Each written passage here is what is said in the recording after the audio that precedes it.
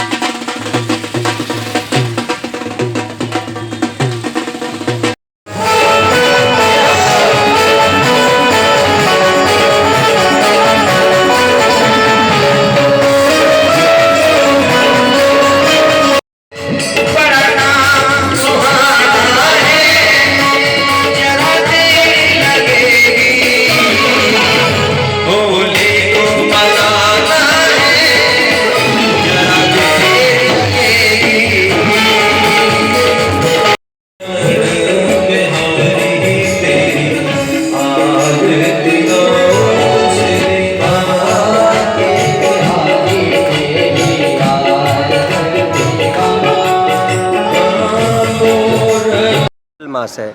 मल मास का एक विशेष अलग से महत्व होता है। दूसरा नंबर, भागवत ग्रंथ नहीं है, भागवत एक सत्कर्म है, शुभ कर्म नहीं है, भागवत सत्कर्म है।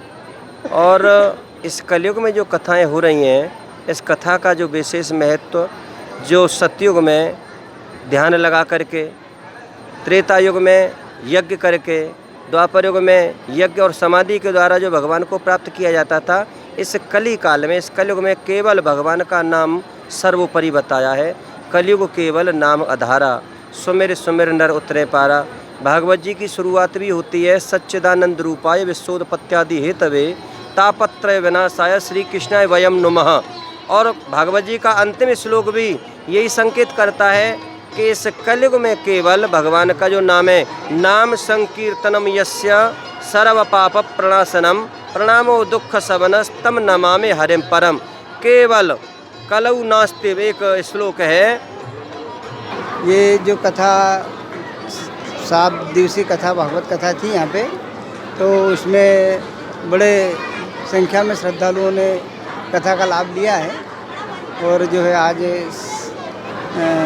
समापन का दिवस है ये, और बड़े प्रेम से सब भक्तों ने कथा सुनी यहाँ पे।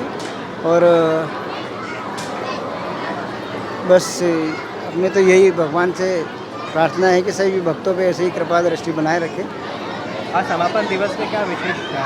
आज समापन दिवस में जो है ये अपन सभी भक्तों के लिए भंडारा रखा गया है, उसका लाभ ले रहे हैं।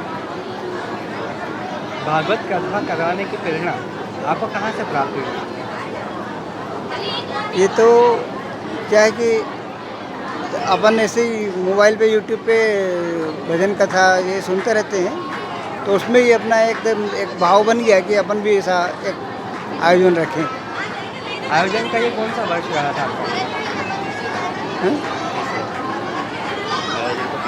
ये आयोजन अपना ये तीसरा आयोजन है, मतलब भागवत कथा का। आगामी वर्षों में किस प्रकार से आयोजन किए जाएंगे? अब जैसे कि ये तीसरा आयोजन था अपना, और भगवान अगर अपने ऐसे ही कुछ आशीर्वाद रहा तो अपन आगे भी बहुत ऐसे ही कार्यक्रम करते रहें। देखिए, आज हमारे श्री धाम वृंदावन से पधारे आदरणीय पूज्य गुरुदेव योगेंद्र ब्रजवासी जी के श्रीमुख से हमने कथा सुनी, भागवत कथा सुनी। 1 तारीख के दिन से हमारी कथा प्रारंभ हुई थी कलश यात्रा के साथ में, और आज कथा का समापन हुआ है। 7वां दिवस है आज कथा का। आज कथा का समापन हुआ है और बड़े ही हर्षोल्लास के साथ में बड़ा ही अच्छा आनंदमय ही भक्तिमय माहौल रहा। पूरे कथा पंडाल में सब दूर बहुत अच्छा माहौल रहा। और आज इस कथा के समापन दिवस के अवसर पर हमारे पूरे परिवार की ओर से जितने भी भक्तजन, जितने भी श्रद्धालु आए हैं, उनके लिए भंडारे का आयोजन किया गया है। किस प्रकार से हर्षोल्लास का माहौल निर्मित रहा कथा श्रवण के दौरान? सभी भक्तों कथा श्रवण के दौरान माता बहनों का और हमारे सभी भाइयों का बहुत ही अच्छा हर्षोल्लास के साथ मनाया गया, और साथ में सभी ने नाच कर, झूम कर, गा कर सभी ने बहुत ही अच्छे से कथा श्रवण की और सभी ने अच्छे से सुना इसको।